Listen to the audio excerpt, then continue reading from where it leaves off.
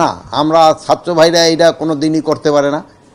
তারা দেশের জন্য ভাবে এবং তারা দেশের জন্যই কাজ করে, এবং তারা এই জিনিসটা হয়তো দুই একটা ক্ষেত্রে হয়, কিন্তু তারা যেই ছাত্ররা যেই সময় যেই কাজই করছে তারা কিন্তু পজিটিভটাই করে, তারা কিন্তু নেগেটিভ কোনো কাজ করে না।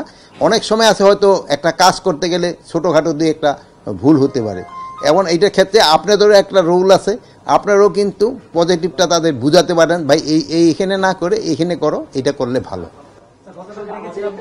দেখেছিলাম যে ইফতেদায়ী শিক্ষকরা তাদের উপরে জল কামান বা টিয়ার শেল নিক্ষেপ করা হয়েছে, এটা নিয়ে পুলিশের ভূমিকা নিয়ে অনেকেই সমালোচনা করেছেন। পুলিশও বলছে যে তাদের বিকল্প ছিল না। ঠিক কোন জায়গায় ঘাটতিটা? এই ক্ষেত্রে আমি একটু আপনাকে বলি, আপনি বলে নেন, আপনিও বলেন, অ্যাড করেন।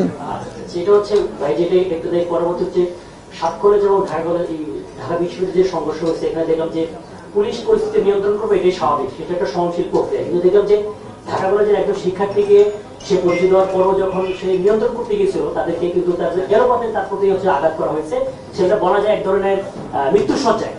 এই পুলিশ যে আক্রমণ করে লাঠিচার্জ করবে, সেটা একটা, যেটা আমরা দেখছি সেনাবাহিনী কিন্তু লাঠিচার্জ করে, কিন্তু পুলিশের যখন লাঠিচার্জ করে তখন কিন্তু তারা আসলে হুঁশ থাকে না, তাকে মাথায় মারতেছে নাকি চোখে মারতেছে।